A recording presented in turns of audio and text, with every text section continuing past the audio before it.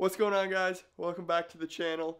It's currently Christmas Eve, but you're probably going to be watching this on Christmas. So first off, Merry Christmas, and we're going to jump right into this video. So we got the STI in the garage, and today we have an AEM AFR gauge, and so we have all the wiring for that, the little O2 sensor. And yeah, I also have two little add fuses so we can just tap in instead of trying to, cut and add and whatever. I also have this SMY dual gauge pod. Now, you might be wondering what's the other gauge, what other gauge is going to go in there. I'm trying to find, so this is the AFR, I'm trying to find an oil pressure gauge, and that'll take up the other slot in there. So now you might be wondering why I didn't just wait for the oil pressure gauge. I haven't even ordered one yet. I'm still waiting to find one, and this has been sitting around inside for a while. It's snowing outside right now, and there's really nothing else going on, so figured, might as well throw it in and at least get a little bit of a head start on it. So first thing we got to do is, if you look back here, it's a little bit dark. Let me grab a flashlight.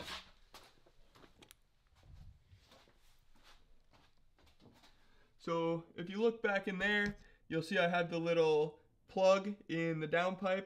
We're going to pull that off. This is an NVIDIA catless downpipe I have in here for now. So we'll pull that off. That's where the new O2 sensor is going to go. And then behind the AOS, alright, not really sure if you can see back there, maybe a little bit, but behind the AOS, there's a little grommet that runs to the footwell on the passenger side. So that's where we're going to run the wires through, and once they're in the car, we'll run it over to the cluster where that SMY dual gauge pod is going to sit. So yeah, let's go ahead.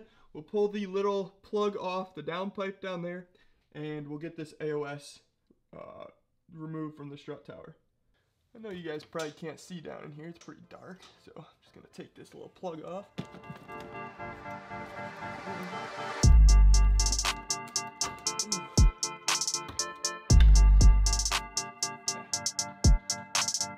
Take the little O2 sensor, and this is going to thread right in that hole where that little plug came out. It's going to be a little tricky.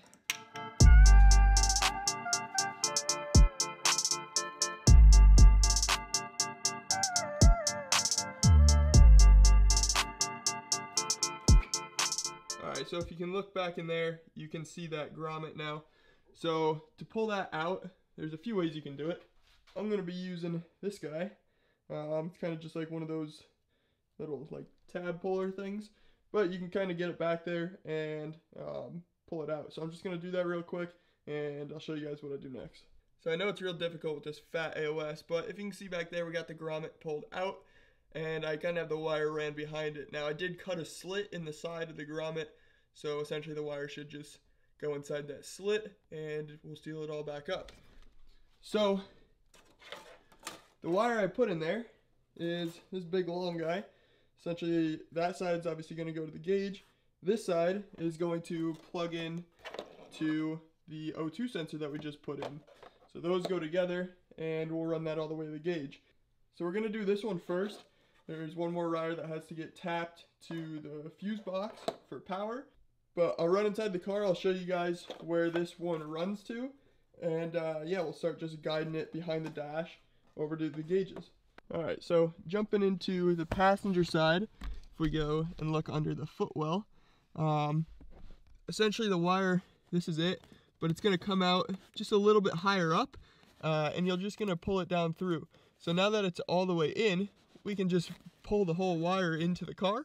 And now because we're running it over to the gauge cluster, we have to run it behind all of this stuff. So I might just hook on a little metal coat hanger, and you're just going to guide it all the way to the other side over by the pedals, and then we'll go up to the gauges.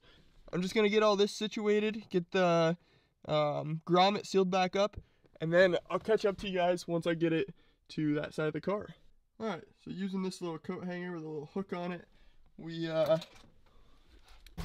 pulled that wire through from this side. So now what we got to do is run it up into the dash. So what I want to do now is pull this old gauge, or this old bezel off, which I believe if you take two hands and pull, it comes right off. So let me give that a shot.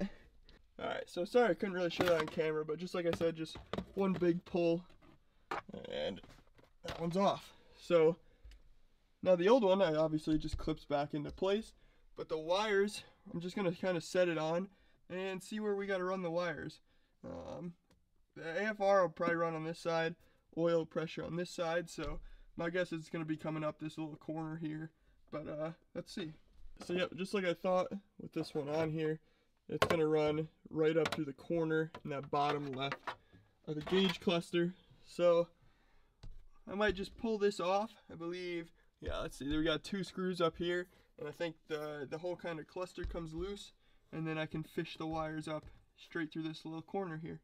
With those screws removed, you can see behind it, and you can see that hole right there. So that's where we're going to run the wires. So we'll just pick it up from down there, run it up straight through that hole, and it'll come out the bottom corner of the cluster to go into the gauge pod. So yeah, we're going to run that one, and then also the power wire. And then the power wire, we should be able to tap into one of these fuses. So don't mind the little light I got here, but I think the one we're going to tap into should be the cigarette outlet, because I believe when you shut the car off, the cigarette outlet stops working. And yeah, that's how we want it. We want the gauge to shut off and the car shuts off. So I'm going to try that one. If it ends up being that it's on all the time, we'll just have to find another one, but I think we can tap into the cigarette outlet. Alright, so I have everything just kind of loosely put together. As you can see, it's still kind of a mess down there. I just want to make sure that it works. So we throw the key in. There we go. Alright, so we got power and we should be good. So when we shut the key off, should shut off. Perfect. So I'll show you guys how I ran all this. So if you look in this fuse box, I know it's kind of a bit much because that access port wire is in the way, but behind it is that fuse, that double fuse, add a fuse, whatever you want to call it, fuse tap. And essentially you just run the power wire from the gauge into that fuse tap, and the ground, I have ground out on that little bolt up there.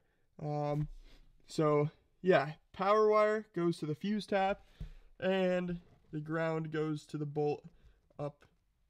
I don't even know what to call that. You can kind of see the wire going up to it though. So I'm just gonna go ahead, clean everything up, and make it so we got no extra wires hanging around, and we can go ahead and get the gauge pod on, put it all back together, and we'll be done. The wires cleaned up all the way around the bottom of the car, and we're all installed. So turn the key,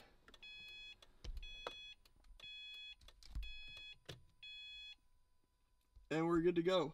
So overall, I kind of like this setup. It's a little bit tough to see with the blinker lever in the way, but I wanted the oil pressure to be the one that's more easily readable, because to me that's kind of more important, especially in the situation we're in at the moment. So I'm going to crack the garage door real quick, and then we can start it, make sure that the O2 sensor is reading correctly. Let's pop this open.